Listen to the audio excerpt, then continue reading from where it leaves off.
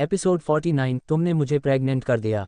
Disclaimer, यह कहानी काल्पनिक है। इसमें दर्शाए गए सभी पात्र काल्पनिक है। इसे मनोरंजन के लिए बनाया गया है और आप हमारे इस चैनल पर देख रहे हैं जिसका नाम टोबीरामा संजू नॉवल स्टोरी है। अब आते हैं स्टोरी पर। स्टोरी पर आने से पहले एक बार वीडियो को लाइक कर दूं। अब आगे। ये सुनकर नव्या ने अपना सर हिला दिया और वो उठकर सीधे विधांत के रूम के तरफ बढ़ने लगी। हालांकि विधांत के रूम की तरफ जाते वक्त उसके पैर हाथ दोनों ही कांप रहे थे। वो रूम के गेट पर पहुंची और वो अभी रूम का डोर नॉक करती, उससे पहले रूम का दरवाजा खुला और एक हाथ बाहर निकाला और दूसरे ही पल उस हाथ ने नव्या के हाथ को पकड़ा और उसे खींचते हुए अंदर की तरफ लेकर चला गया और दरवाजा धम की आवाज़ से बंद हो गया। इधर एलिजा जो उस तरफ आ ही रही थी, ये नज़ारा देखकर वो अपनी जगह एक पल के लिए रुक गई। इधर दूसरी तरफ बंगले में विद्युत दूसरे रूम में आया। इस वक्त गुरूर बेड पर काफ़ी गहरी नींद में सो रही थी। विद्युत उसके तरफ बढ़ा और उसने उसे अपनी गोद में उठा लिया। विद्युत की गोद में आते ही गुरूर उसके सीने से पूरी तरह लिपट गई और उसके कॉलर को पकड़ लिया। ये देखकर विद्युत के चेहरे पर एक डीप स्माइल आ गई। वो नीचे झुका और गुरूर के माथे पर किस करते हुए बोला, अंडरस्को, अभी तुम बिल्कुल बच्ची हो और मुझे अभी दूसरे बच्चे की ज़रूरत नहीं है, क्योंकि मैं तुम्हें अभी अच्छे से संभालना चाहता हूँ और ग्रोन अप करना चाहता हूँ। ये कहते हुए वो मुस्कुराया और गुरूर को लेकर सीधे अपने कमरे की तरफ बढ़ गया। अगली सुबह गुरूर की आंख पीहू के जोर जोर से चीखें मारकर रोने की वजह से खुल गई और आंख खुलते ही वो फ्रस्ट्रेशन के साथ अपने साइड में देखने लगी, जहां इस वक्त विद्युत की गोद में पीहू चढ़कर बैठी हुई अपने छोटे छोटे हाथों को अपनी आंखों पर रखकर जोर से रोए जा रही थी। वहीं विद्युत की आंखें बंद थी। गुरूर ने एक नज़र विद्युत को देखा और फिर उसने पीहू को देखा। पीहू लगातार रोए जा रही थी। पीहू को कुछ देर तक देखते रहने के बाद आखिर में गुरूर ने गुस्से के साथ कहा, जस्ट शट अप।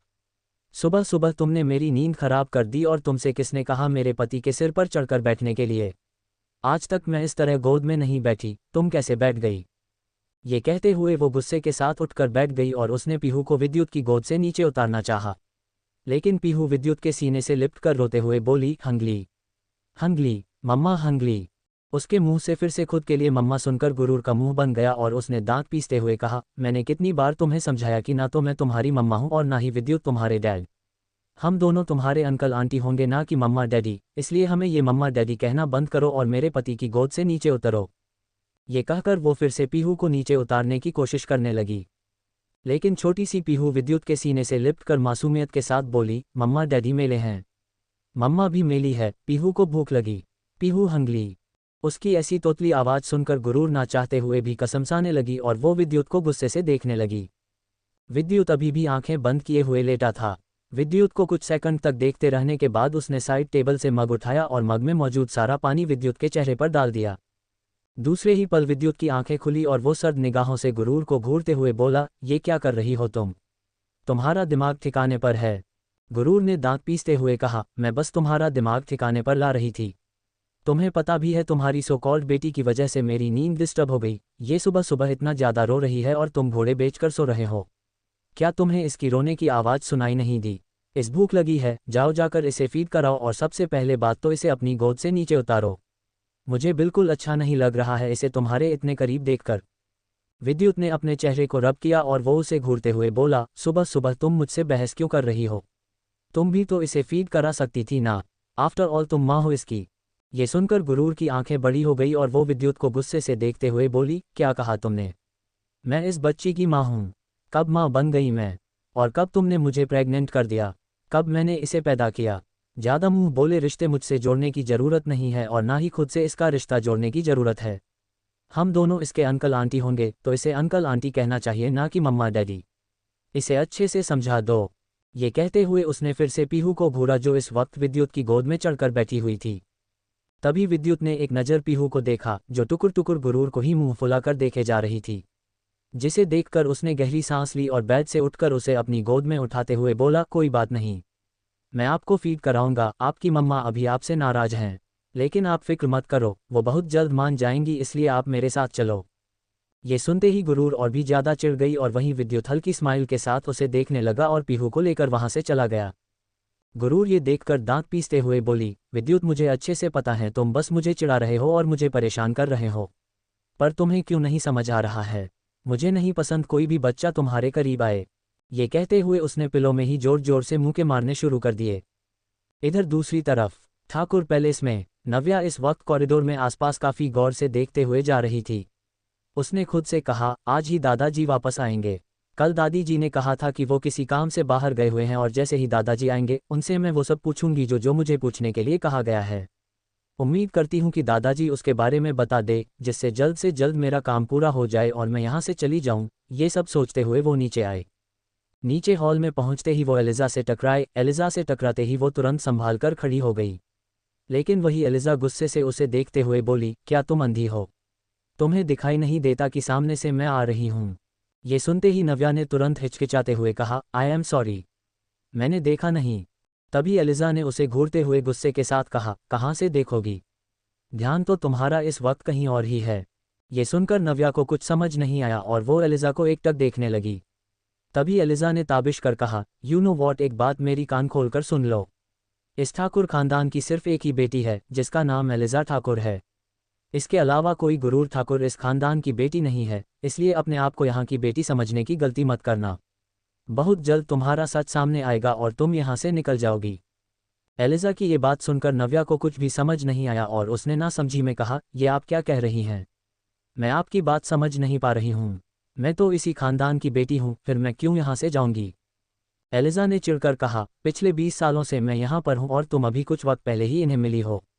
पता नहीं तुम वाकई पर दादाजी की परपोती हो भी या नहीं, या फिर तुम्हें माइसौर को पाने के लिए जबरदस्ती लाया गया है, इसलिए मुझे तुम पर यकीन नहीं है और तुम्हें भी ज़्यादा हवा में उड़ना नहीं चाहिए। Got it.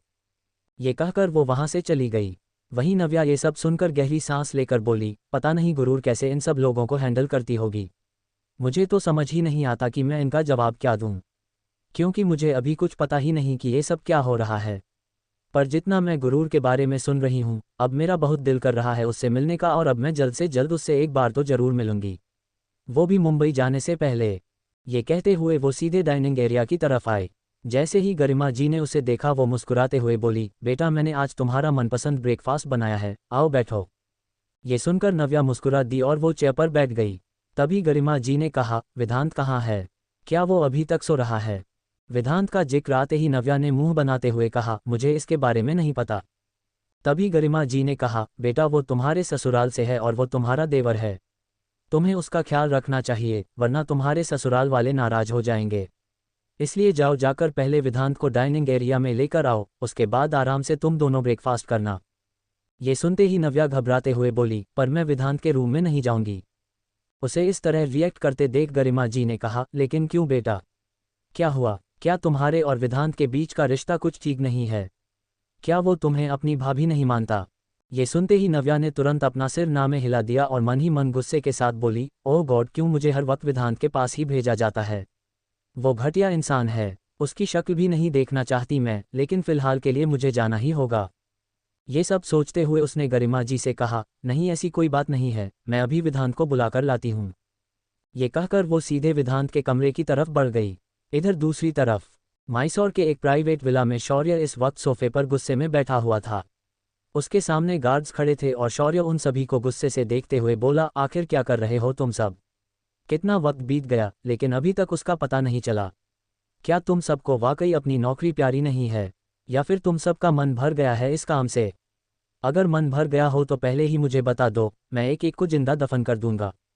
ये सुनते ही वहां मौजूद सभी गार्ड्स घबरा गए और जल्दी से अपना सिर ना में हिलाते हुए बोले, नहीं बॉस, हम मैडम को ढूंढने की पूरी कोशिश कर रहे हैं, पर हमें समझ नहीं आ रहा है कि वो कहाँ छुप कर बैठी हुई है।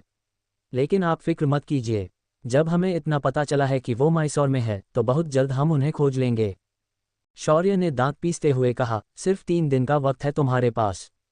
3 दिन बाद मैं इटली जा रहा हूँ एक इम्पॉर्टेंट मीटिंग की वजह से, इसलिए 3 दिनों में तुम्हें उसे ढूंढना होगा। अगर तुम उसे नहीं ढूंढ पाए तो अपनी जान खुद ले लेना, मेरे पास वक्त भी नहीं है तुम जैसे निकम्मों को मारने के लिए।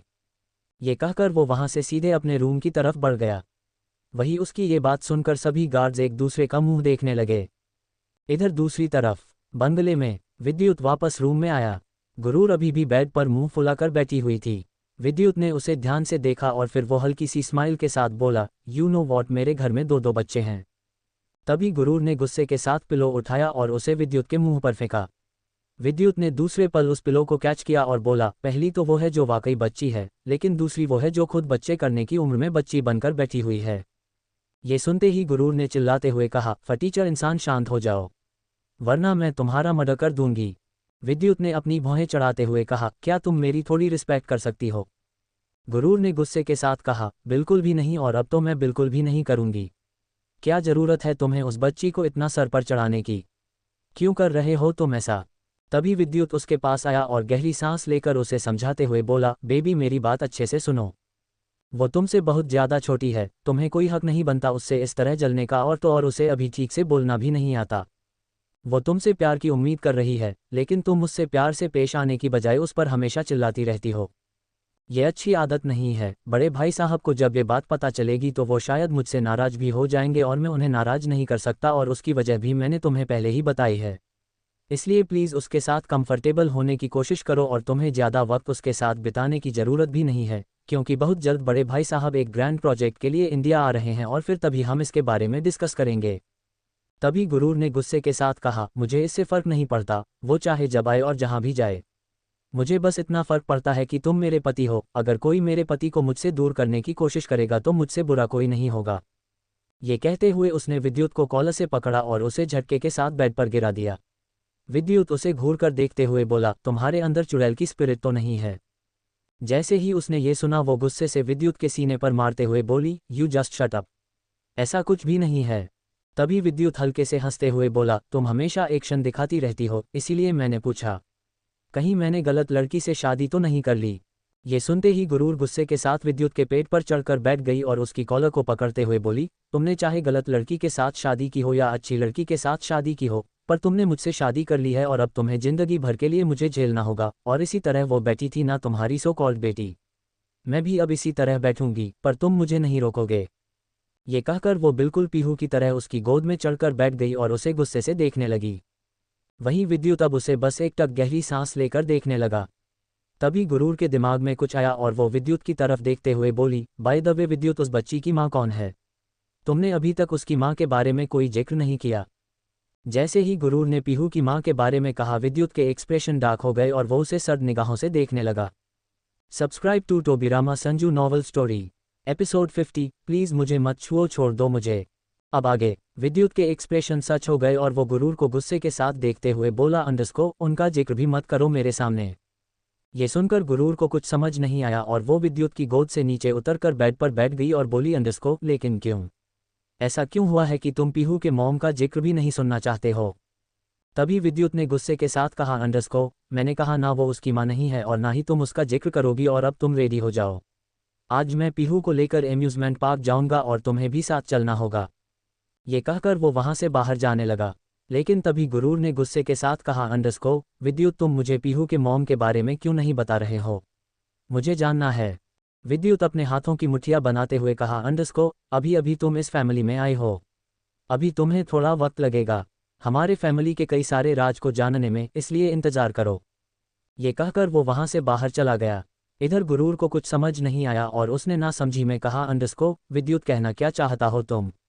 आखिर ऐसा क्या किया है पीहू की मॉम ने जो आप उसका जिक्र भी नहीं करना चाहते? इस प्रॉब्लम के बारे में मुझे ही पता लगाना होगा। ये कहते हुए वो अपनी जगह से उठी और सीधे वॉशरूम में चली गई। कुछ देर बाद वो फ्रेश होकर बाहर निकली और फिर को क्लोजेट में गई। क्लोजेट में चेंज करने के बाद वो वापस मिरर के सामने आकर खड़ी हो गई। मिरर में खुद को देखते हुए उसने गहरी सांस लेकर कहा, अंडरस्को, मुझे म्यूजियम पार्क नहीं जाना। मैं कोई बच्ची नहीं हूँ, और वो विद्युत के फैमिली मेंबर है ना कि मेरी। मैं बिल्कुल भी नहीं जाने वाली। ये कहकर वो वहां से सीधे बाहर निकल गई। तो वहां उसने विद्युत की गोद में पीहू को देखा। विद्युत की गोद में पीहू को देखते ही वो और चिढ़ते हुए बोली, अंडरस्को, विद्युत, तुमने फिर से इसे अपनी गोद में उठा लिया।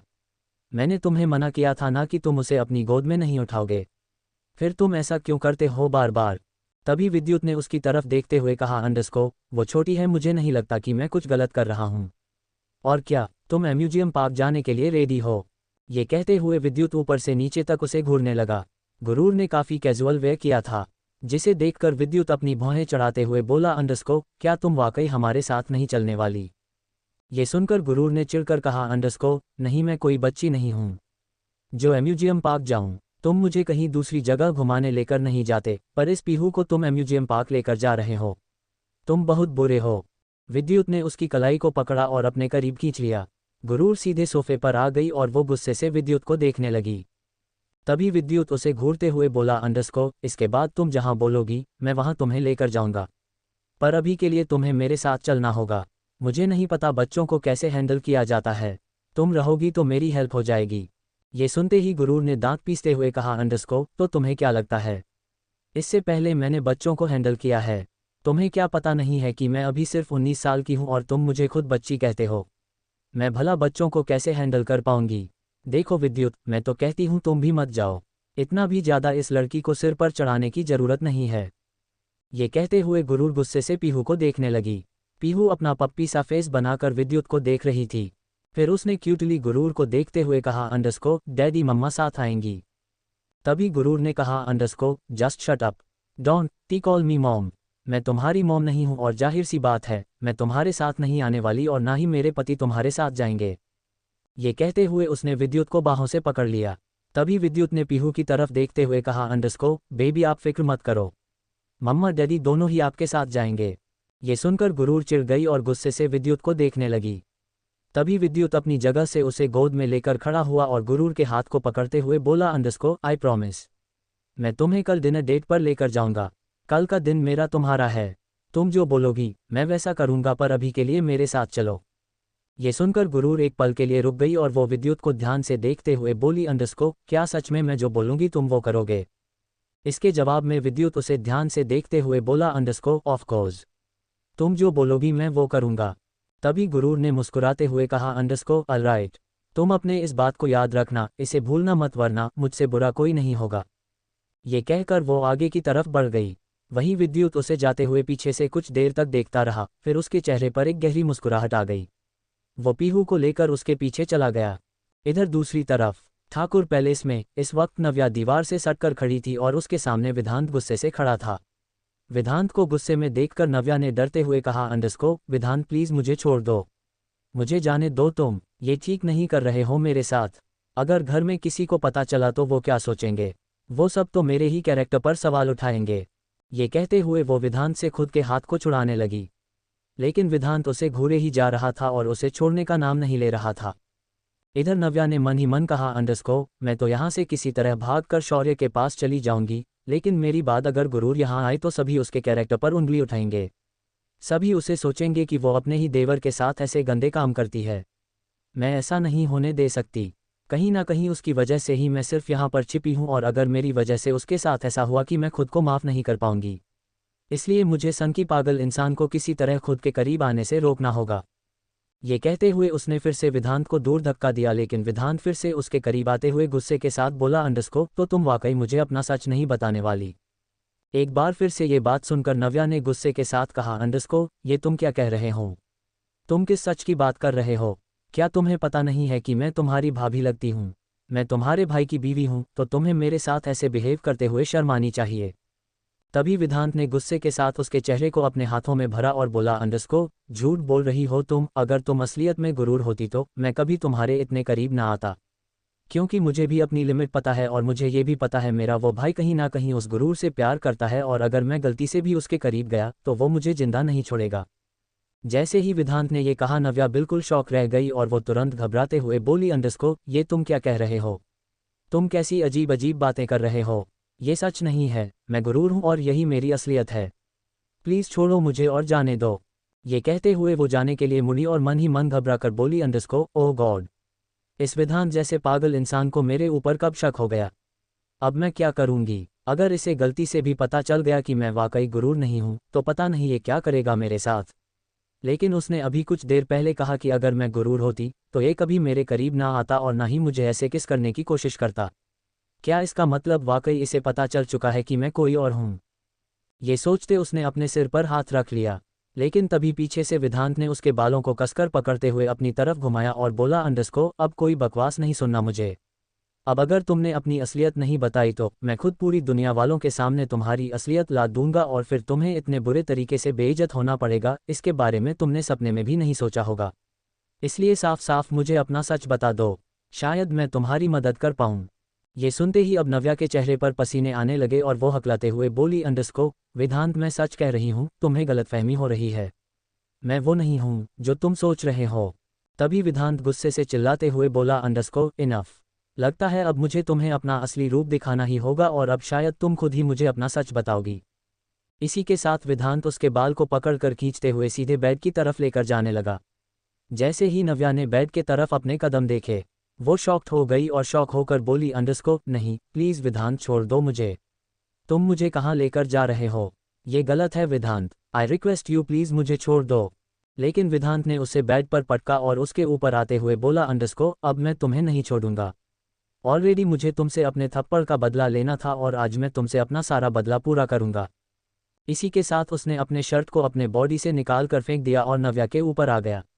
वो नव्या को एक बार फिर से जबरदस्ती किस करने लगा। नव्या स्ट्रगल करने लगी, उसकी आंखों से आंसू निकलने लगे। उसने चिल्लाते हुए कहा अंडरस्को विधांत तुम छोड़ दो मुझे, तुम बहुत बड़ी गलती कर रहे हो। अगर विद्युत को पता चला तो वो तुम्हें जान से मार देंगे। तुम ये सही नहीं कर रहे हो। तभी विधांत उसे जबरदस्ती गुस्से से किस करते हुए बोला अंडरस्को तुम्हें क्या लगता है गुरूर इतनी कमज़ोर और लाचार थी? तुम्हें पता भी है उसका करैक्टर कैसा है।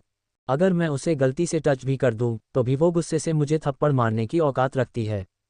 लेकिन यहाँ मैं तुम्हें किस कर रहा हूँ, मैं तुम्हारे साथ जबरदस्ती कर रहा हूँ, पर फिर भी तुम एक लाचार लड़की की तरह सब कुछ सह रही हो। यही सबसे बड़ा सबूत है कि तुम गुरूर नहीं हो, क्योंकि गुरूर तुम्हारी तरह कमज़ोर नहीं थी।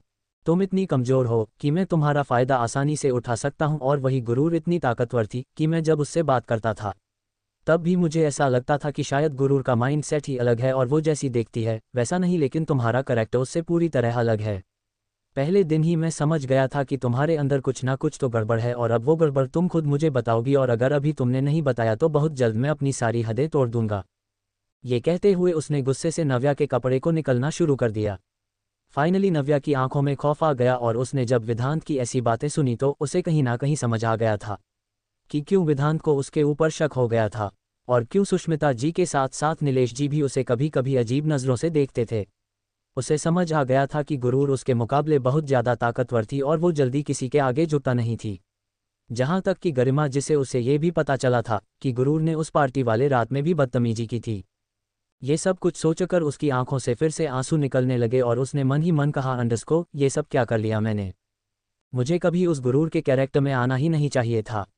अब पता नहीं क्या होगा मेरे साथ। मैंने अपने पैर पर कुल्हाड़ी मार ली। मैं वैसी नहीं हूँ, आई नो मैं कमज़ोर हूँ, मैं लाचार भी हूँ, मैं नहीं हूँ गुरूर की तरह, पर मैं अपनी इज्जत को इस तरह दाव पर नहीं लगा सकती। मुझे पता है कि मिस्टर विद्युत मुझसे क्या चाहते हैं, लेकिन अगर मैंने अब देर की तो शायद विधांत मेरे साथ वो सब कुछ कर लेगा जो मैं कभी इमेजिन भी नहीं कर सकती।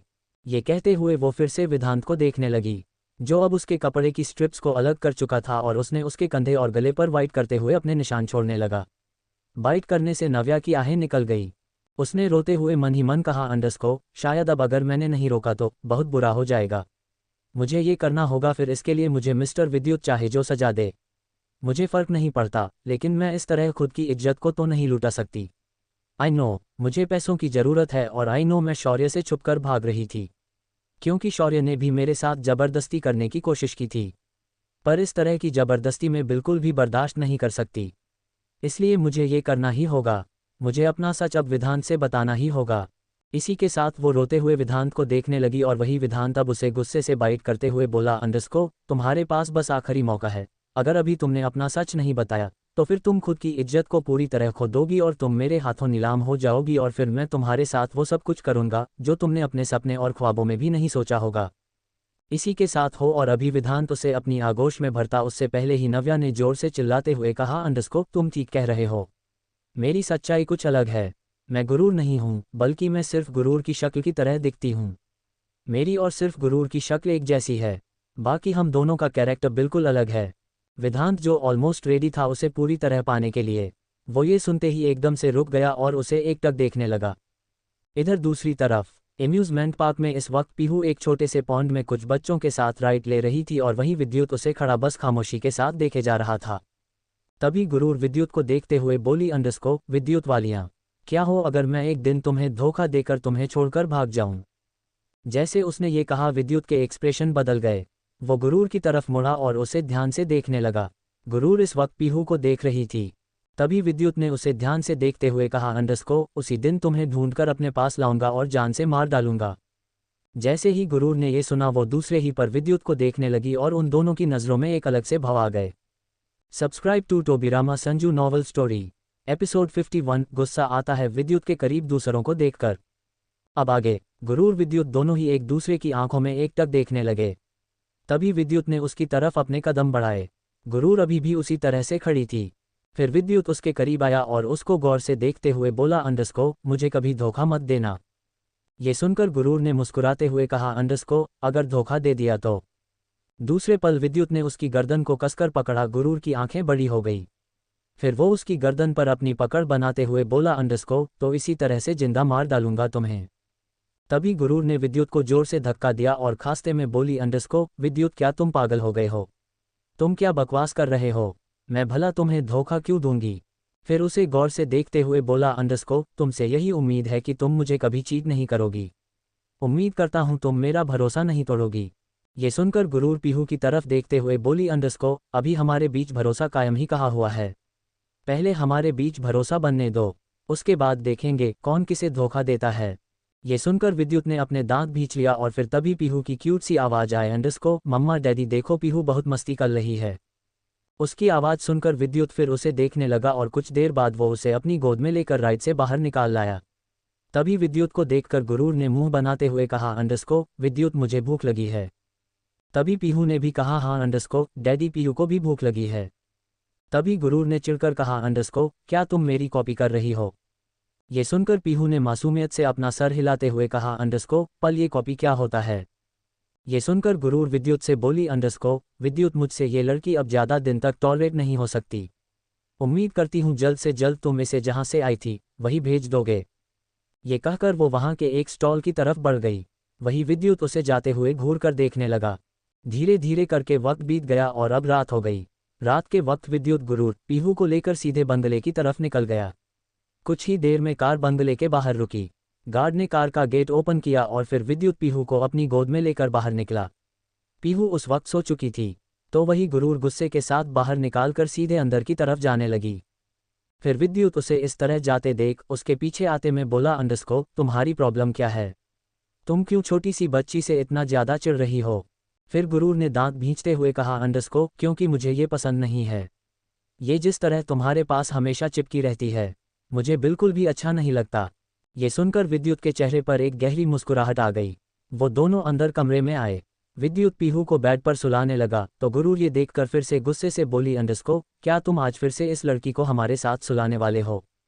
इसके जवाब में विद्युत ने मुस्कुराते हुए कहा, अंडरस्को, हाँ, मैं यही सोच रहा था। ये सुनते ही गुरूर अपने पैर पटकते हुए बोली, अंडरस्को, अगर तुमने इसे अपने पास सुलाया तो फिर मैं तुम्हें वो नहीं दूंगी जो तुम चाहते हो। ये सुनकर विद्युत अपनी भवें चढ़ाते हुए बोला, अंडरस्को, तुम ये क्या कह रही हो? इसके जवाब में गुरूर ने गहरी सांस ली और चिढ़कर बोली, अंडरस्को, तुम बस इतना जान लो कि अगर तुमने इसे दूसरे रूम में सुलाया तो मैं वो करूंगी जो तुम चाहते हो। तभी ये सुनकर विद्युत उसके तरफ आया और उसे गौर से देखते हुए बोला, अंडरस्को, क्या तुम वाकई वो करोगी जो मैं चाहता हूँ? इसके जवाब में गुरूर दूसरी तरफ देखते हुए बोली, अंडरस्को, हाँ, लेकिन पहले तुम इसे अपने आप से दूर सुलाओ। तभी विद्युत के चेहरे पर एक टेढ़ी स्माइल आ गई। वो उसके कान को किस करते हुए बोला, अंडरस्को, तो आज सारी रात हम दोनों ही जगाने वाले हैं। ये सुनते ही गुरूर की आंखें बड़ी हो गई और वो विद्युत को घूरने लगी। तो वही विद्युत मुस्कुराया और पीहू को अपनी गोद में लेकर वहां से बाहर की तरफ निकल गया। इधर गुरूर ने दांत पीसते हुए कहा, अंडरस्को, ये मुझे क्या हो रहा है?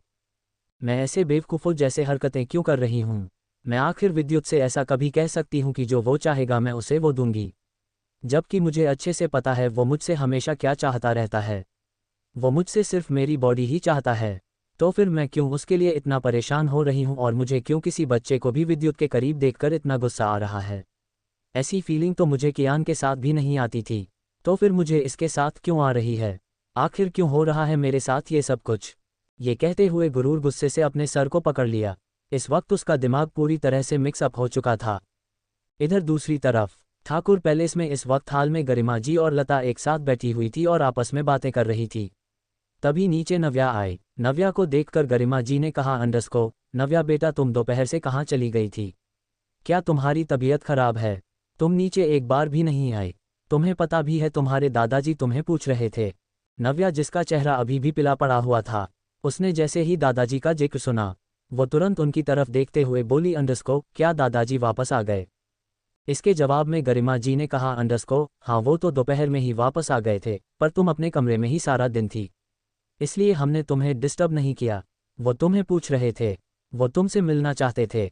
ये सुनते ही नव्या ने तुरंत कहा हाँ मुझे भी उनसे मिलना है। वो कहाँ पर है? लता उसे काफ़ी गौर से देख रही थी।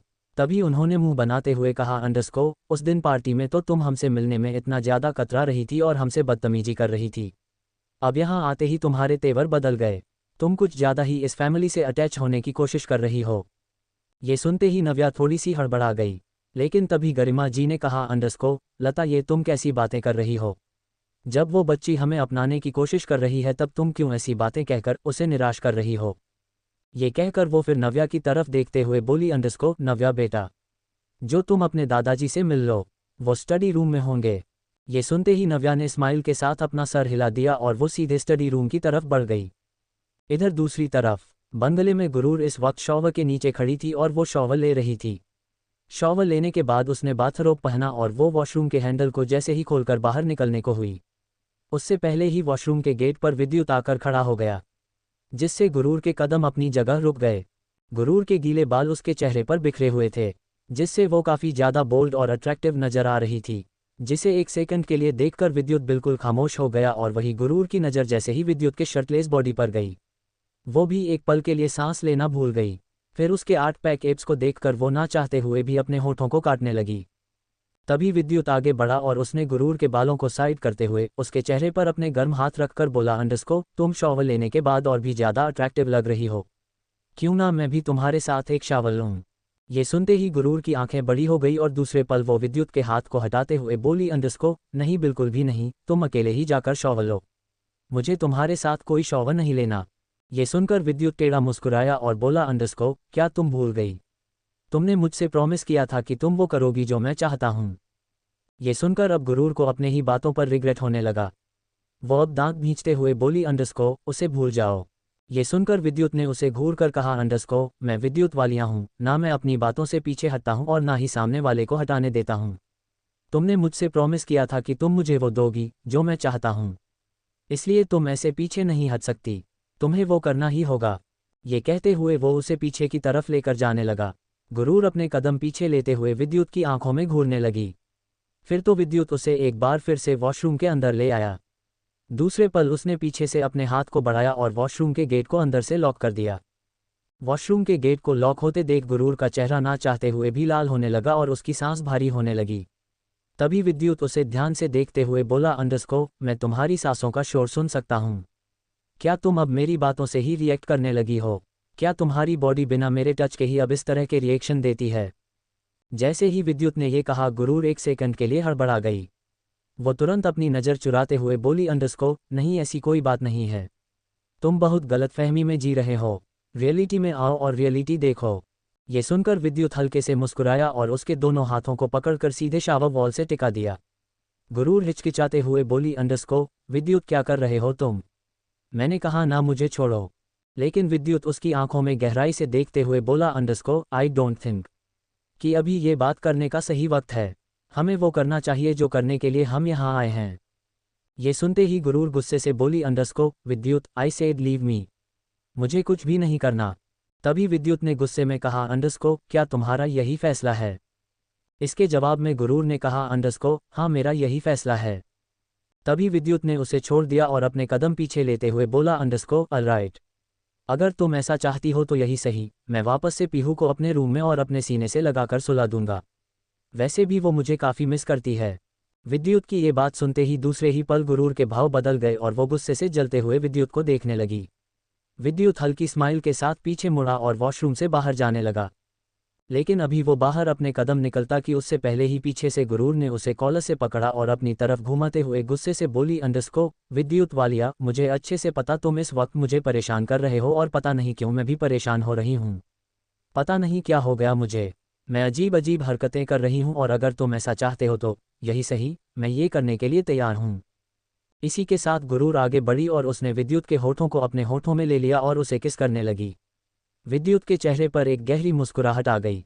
उसने उसे कमर से पकड़ लिया और अपने हाथों को उसके बालों में ले गया। उसने उसके बालों को कसकर पकड़ा और अब वो उसे पैशनेटली चूमने लगा। वो दोनों ही अब एक दूसरे के होठों को किस करने के बजाय एक दूसरे के होठों को खा रहे थे और तभी किस करते करते विद्युत में गुरूर को दीवार से सटा दिया और दूसरे ही पल गुरूर के हाथों से शॉवर ऑन हो गया और अब वो दोनों ही शॉवर में भीगते हुए एक दूसरे को किसी प्यासे की तरह चूमने लगे। कुछ ही देर में वॉशरूम से आहें भरने की आवाज़ गूंजने लगी और सुनाई देने लगी। इधर दूसरी तरफ ठाकुर पैलेस में स्टडी रूम में इस वक्त नव्या ललित जी के आगे खड़ी थी। ललित जी सोफे पर बैठे कुछ फाइल्स चेक कर रहे थे। तभी नव्या ने ललित जी को ध्यान से देखते हुए कहा, दादाजी क्या आप वाकई मुझे मेरा सच नहीं बताएंगे? ललित जी ने कहा, गुरूर बेटा, तुम बेवजह मुझे परेशान कर रही हो और खुद भी परेशान हो रही हो। मैंने सब कुछ तुम्हें बता दिया, अभी तुम्हें और क्या जानना है? नव्या ने हिम्मत के साथ कहा, मुझे ये जानना है कि आखिर जब मैं बचपन से आपके साथ थी तो मेरी जवानी मुंबई में विनय माथुर के साथ कैसे बीती और मैं उनके साथ कैसे बड़ी हुई, यहाँ तक कि मेरे बचपन की याददाश्त भी मेरे जहन से जा चुकी है। मुझे कुछ भी बचपन का नहीं याद है। जितना आप लोगों ने बताया उस हिसाब से मैं बचपन में काफ़ी सालों तक यहीं पर रही हूँ, तो आखिर बीच में ऐसा क्या हुआ जिससे मैं मुंबई में ऐसे आप सबसे अनजान बनकर रहने लगी और आप सबको मेरी खबर नहीं मिली? क्या आप मुझे ये सच नहीं बताएंगे? तभी ये सुनकर ललित जी ने हल्के गुस्से में कहा, ये सच आज तक मुझे खुद भी नहीं पता। जब तुम्हारे माँ बाप का कार एक्सीडेंट में मौत हुई थी तो हम सभी उन्हें देखने के लिए लंदन के लिए जा रहे थे और रास्ते में हमारा भी एक्सीडेंट हमारे दुश्मनों ने करवा दिया था और तुम इस बीच हमसे दूर हो गई थी और फिर हमने तुम्हें बहुत ज़्यादा ढूंढने की कोशिश की। इसके बाद हमें नहीं पता कि तुम कैसे विनय माथुर के पास पहुंची, कैसे तुम्हारे जहन से सारी यादें गायब हुई और क्या क्या हुआ तुम्हारे साथ। मुझे इसके बारे में कुछ भी नहीं पता। ये सुनते ही नव्या ने हैरानी के साथ कहा, तो क्या आप मुझे भी अपने साथ लंदन लेकर जा रहे थे जब मेरा एक्सीडेंट हुआ था और मैं आप सबसे अलग हुई थी? इसके जवाब में ललित जी ने कहा, हाँ, और उसके बाद तुम्हें कौन कैसे कहाँ लेकर गया? हमें कुछ नहीं पता। हमने तुम्हें बहुत ज़्यादा ढूंढने की कोशिश की, यहाँ तक कि हम आज भी तुम्हें ढूंढने की कोशिश कर रहे थे, पर जब कुछ वक्त पहले हमें नीलेश जी से पता चला कि विद्युत ने तुम्हें पा लिया है और अब तुम दोनों ने शादी भी कर लिया, तब हम बहुत खुश हुए और हम तुमसे तुरंत मिलने के लिए चले आए। उम्मीद करता हूँ तुम्हें अब सारी बातें पता चल गई होगी। ये कहकर ललित जी अपनी जगह से उठे और वो सीधे बाहर की तरफ चले गए और वहीं नव्या ये सब सुनकर गहरी सांस लेकर बोली, मिस्टर विद्युत को जो कुछ भी जानना था वो मुझे पता चल चुका है, इसलिए अब मुझे कल यहाँ से जाना होगा और फिर कल शाम को ही मैं सीधे मुंबई शहर के लिए शौर्य के पास चली जाऊंगी और फिर हमेशा के लिए मैं इन सभी से दूर हो जाऊंगी। ये कहते हुए उसके चेहरे पर एक स्माइल आ गई। वो वहाँ से बाहर निकले, लेकिन तब इसके मन में कुछ आया और उसने खुद से कहा, लेकिन जाने से पहले मैं गुरूर से जरूर एक बार मिलूंगी। आखिर मैं भी तो देखूं जिसकी वजह से ये सब कुछ हो रहा है वो असलियत में कैसी है। ये कहते हुए वो भी अपने कमरे की तरफ निकल गई। Subscribe to Tobirama Sanju novel story episode 52 सुकून और सेटिस्फैक्शन। अब आगे। बंगले में कुछ देर बाद वॉशरूम का दरवाजा खुला। उसमें से गुरूर अपने लड़खड़ाते कदमों के साथ बाहर निकली और वो धीरे धीरे करके प्रोजेक्ट की तरफ जाने लगी। इस वक्त उसका चेहरा बुरी तरह लाल था और उसके चेहरे पर चिढ़ भी साफ दिखाई दे रही थी। तभी पीछे से विद्युत गहरी और सेटिस्फैक्शन भरी मुस्कुराहट के साथ बाहर निकला। गुरूर चल रही थी लेकिन अचानक से वो लड़खड़ाई, पर दूसरे ही पल विद्युत ने पीछे से संभालते हुए कहा, संभाल कर वरना गिर जाओगी। ये बात सुनते ही गुरूर पूरी तरह भड़क गई और गुस्से से विद्युत को दूर करते हुए बोली, ये तुम्हारी वजह से हुआ है। ये कहकर वो गुस्से के साथ सीधे प्रोजेक्ट में चली गई। वहीं विद्युत ये सुनकर फिर से मुस्कुरा दिया। कुछ देर बाद गुरूर वापस बेड पर आकर लेट गई और वो गुस्से के साथ गेट की तरफ देखने लगी। कुछ देर इसी तरह बीत गया और फिर गुरूर ने दांत पीसते हुए कहा, ये विद्युत अभी तक वापस क्यों नहीं आया? कहीं ऐसा तो नहीं है कि वो उस पीहू के पास चला गया हो? नहीं, ऐसा नहीं हो सकता। उसने कहा था कि वो सिर्फ आज मेरे साथ ही रहेगा और वैसे भी मैंने उसे वो दिया जो वो चाहता था। कि मैं इतनी आसानी से कैसे दे दिया? पर क्यों उसे हमेशा खुद के करीब आ जाने देती हूँ? ऐसा क्यों होता है? मुझे खुद भी कुछ समझ नहीं आ रहा है। ये कहते हुए गुरूर ने अब पिलों को हक किया और वो गहरी सांस लेकर बोली, पता नहीं क्या हो गया मुझे। मैं क्यों इस तरह विद्युत को अपने मनमानी करने देती हूँ? एक अजीब सी बेचैनी रहती है मेरे दिल में। ये सारी फीलिंग्स क्या है? मुझे कुछ समझ नहीं आ रहा। यही सब सोचते सोचते ही वो नींद में चली गई। इधर दूसरी तरफ स्टडी रूम में इस वक्त विद्युत कॉल पर सीरियस होकर बात कर रहा था। उसके चेहरे पर कोई भी एक्सप्रेशन नहीं थे। तो वही कॉल पर मौजूद नव्या ने कहा, मिस्टर विद्युत, मुझे फ़िलहाल के लिए यही पता चला है। आई थिंक आपके काम की चीज़ मैंने आपको बता दी है। अब प्लीज़ आप मुझे जल्द से जल्द यहाँ से मुंबई भेज दीजिए। इसके जवाब में विद्युत ने बिना किसी भाव के कहा, अभी तुम्हारा यहाँ काम है। इसलिए तुम अभी नहीं जा सकती। ये सुनते ही नव्या ने दूसरी पल हल्के गुस्से में कहा लेकिन मिस्टर विद्युत आपने कहा था कि जैसे ही मैं आपको के सच्चाई बताऊंगी वैसे ही आप मुझे यहाँ से जाने देंगे, फिर आप मुझे वापस यहाँ पर क्यों रहने के लिए कह रहे हैं? प्लीज़ मुझे जाने दीजिए। आपको पता है कि आपका जो सौतेला भाई है वो कैसा बिहेव करता है मेरे साथ। मैं अब और यहाँ नहीं रह सकती। तभी विद्युत ने बिना किसी भाव के कहा क्या उसे तुम्हारे बारे में कुछ पता चला या फिर तुमने उसे कुछ बताया? जैसे ही विद्युत ने ये कहा वहां अपने कमरे के सोफे पर बैठी नव्या दूसरे पल खड़ी हो गई और उसके दिमाग में कुछ वक्त पहले की सारी बातें आने लगी और उसने मन ही मन कहा क्या मुझे मिस्टर विद्युत को बता देना चाहिए कि उनका भाई ऑलरेडी मेरे बारे में सब कुछ जान गया है।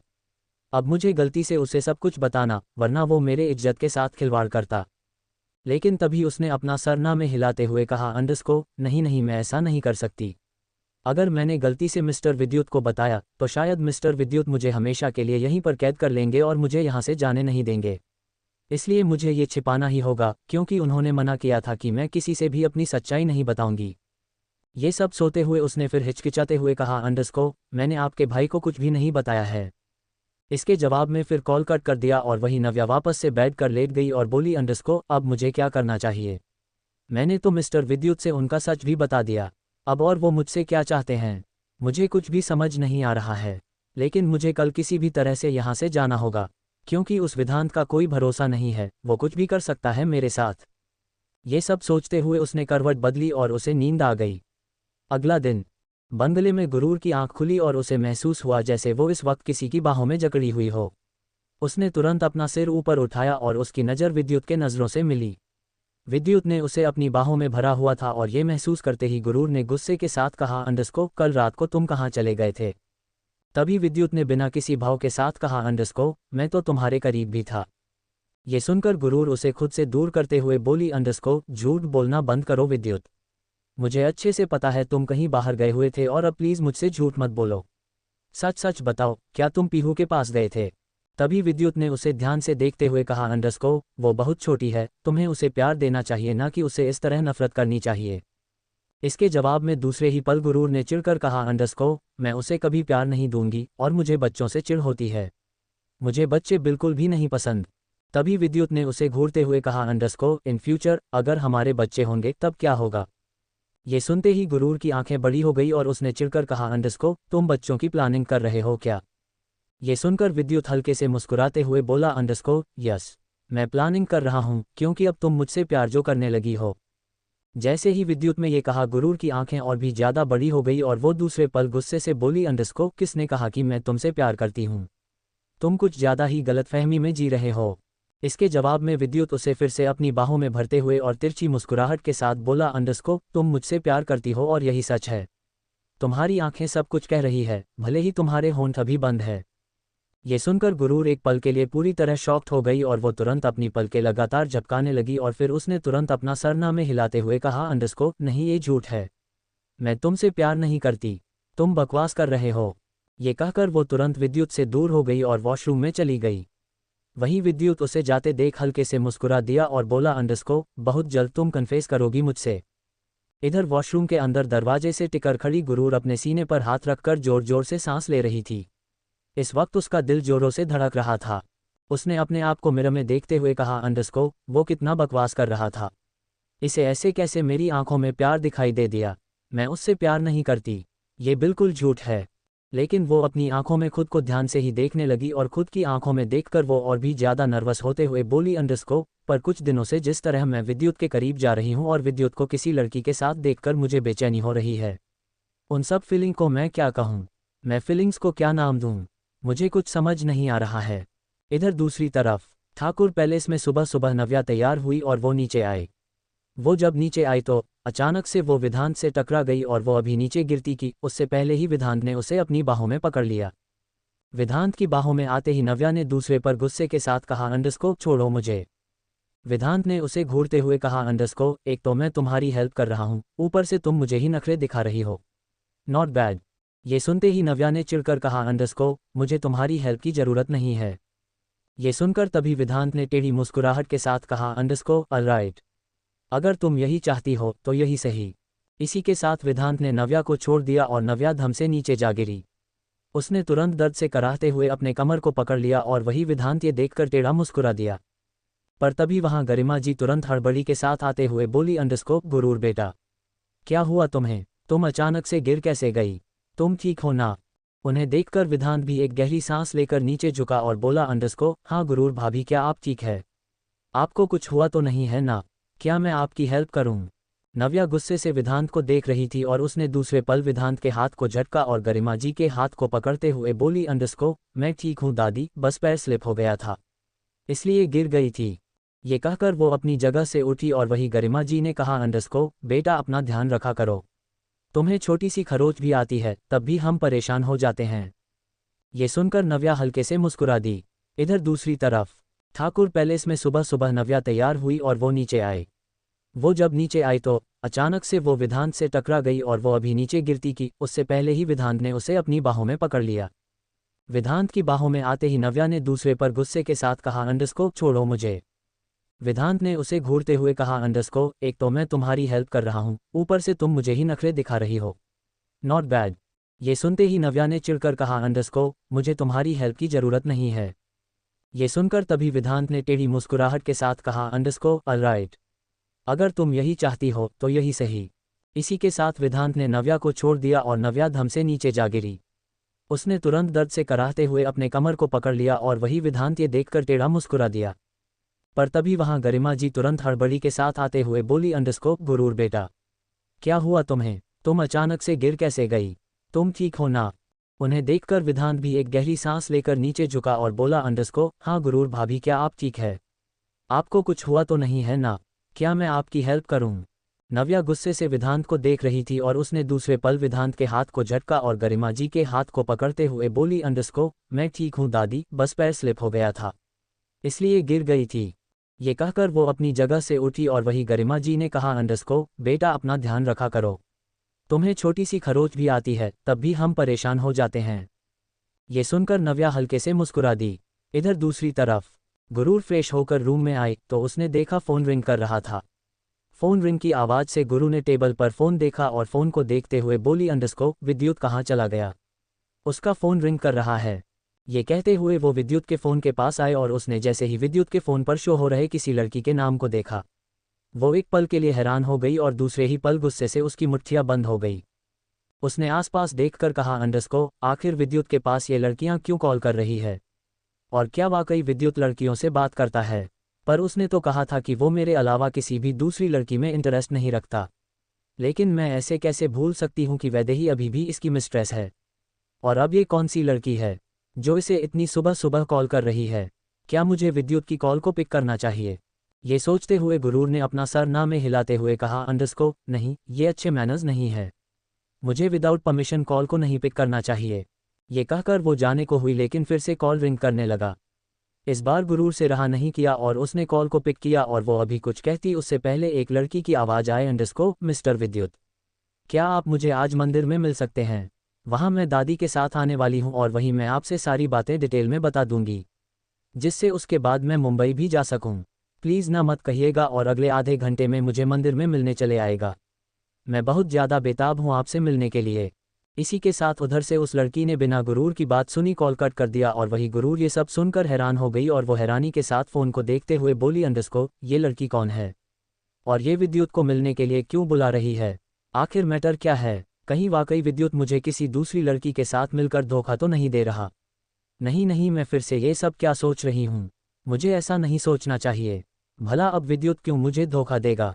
अगर उसे मुझे धोखा देना होता तो वो ऑलरेडी वैदेही के साथ मिलकर दे दिया होता। पर ये कहते ही वो ना चाहते हुए भी चुप हो गई और फिर से उस फ़ोन को देखने लगी। फ़ोन को देखते हुए उसने मन ही मन कहा, शायद अब मुझे खुद से ही पता लगाना होगा। ये कहते हुए उसने विद्युत के फ़ोन से उसे कॉल नंबर को ही डिलीट कर दिया और सीधे क्लोजेट में चली गई। उसके जाने की कुछ देर बाद ही विद्युत कमरे के अंदर एंटर हुआ और वह अपने फ़ोन को गौर से देखने लगा। 5 सेकंड तक देखते रहने के बाद वह अपने फ़ोन की तरफ बढ़ा, लेकिन तभी क्लोजेट का दरवाज़ा खुला और गुरूर बाहर निकलते हुए बोली, विद्युत मैं आज मंदिर जाने की प्लानिंग कर रही थी। विद्युत अभी फ़ोन के पास पहुंचता उससे पहले ही गुरूर की ये बात सुनकर वो रुक गया और वो उसे घूरते हुए बोला, वॉट, क्या तुम मुझसे मजाक कर रही हो? ये सुनते ही गुरूर ने चिढ़कर कहा, तुम्हें क्या लगता है मैं कोई नास्तिक हूँ? क्या मुझे भगवान पर यकीन नहीं है? मुझे भगवान पर यकीन है और मैंने सुना है यहाँ एक काफ़ी फेमस मंदिर है। उस मंदिर में जो कुछ भी मांगो पूरा हो जाता है। इसलिए मैं वहाँ पर प्रे करना चाहती हूँ और मैं कुछ देर बाद अपने गार्ड के साथ चली जाऊँगी। तुम्हें ऑफिस जाने के लिए देर हो रहा होगा, तुम ऑफिस जा सकते हो। ये कहकर वो वहाँ से बाहर जाने लगी, लेकिन तभी विद्युत ने उसकी कलाई को पकड़कर अपने करीब खींचते हुए कहा, अंडरस्को, क्या प्लानिंग कर रही हो तुम? अचानक से विद्युत की ये बात सुनकर गुरूर हैरान हो गई और वो तुरंत अपना सर नामे हिलाते हुए बोली, अंडरस्को, मैं कुछ भी प्लानिंग नहीं कर रही हूँ।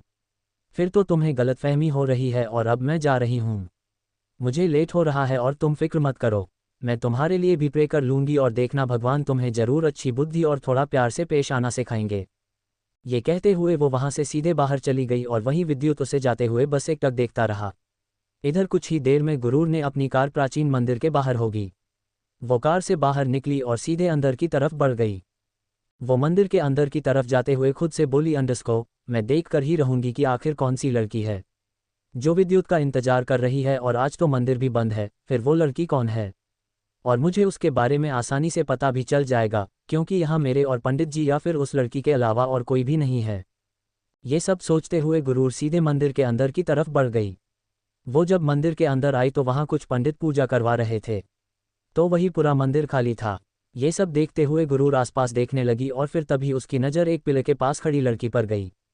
पीछे से उस लड़की को देखते ही गुरूर गुस्से से अपने हाथों की मुठ्ठियां बंद की और उसकी तरफ बढ़ते हुए बोली, अंडरस्को, तो ये है वो लड़की जो विद्युत से मिलने की जिद कर रही थी और इतनी ज़्यादा बेताब थी। इसे तो मैं अच्छे से बताऊंगी। इसी के साथ गुरूर उस लड़की के पास गई और उसने झटका के साथ उस लड़की के कंधे को पकड़कर अपने तरफ घुमाया और चिल्लाते हुए बोली, अंडरस्को, तुम्हारी हिम्मत कैसे हुई किसी दूसरे के पति को इस तरह से मिलने के लिए बुलाने की? लेकिन गुरूर जैसे जैसे ये बात बोलती गई और उसी वक्त उसने उस लड़की के चेहरे को देखा तो वो बिल्कुल शॉक रह गई और एकदम से सदमे में आ गई। और वही सामने खड़ी लड़की ने भी जैसे ही गुरूर को देखा, वो भी पूरी तरह शॉक हो गई। कौन है वो? कमेंट में बताना। Subscribe to Tobirama Sanju novel story.